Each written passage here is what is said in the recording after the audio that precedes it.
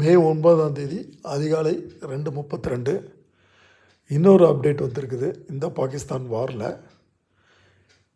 பதன்கோட்டில் நுழைஞ்ச Pakistan jet plane நம்மளுடைய ஏர் டிஃபென்ஸால் சுட்டு வீழ்த்தப்பட்டிருக்கிறது.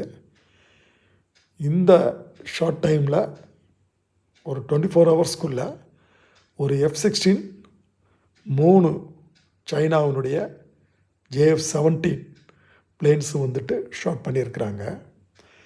இதில் முக்கியமாக கவனிக்க வேண்டியது இதனுடைய prices. Heavy economic losses to the Pakistan government.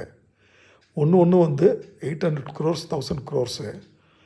அதுபோக லாகூரில் இருக்கக்கூடிய HQ-9 சைனீஸினுடைய ஏர் டிஃபென்ஸ் சிஸ்டம் $300 million அதுவும் நம்ம இந்தியன் ட்ரோனால் சுட்டு வீழ்த்தப்பட்டிருக்கிறது.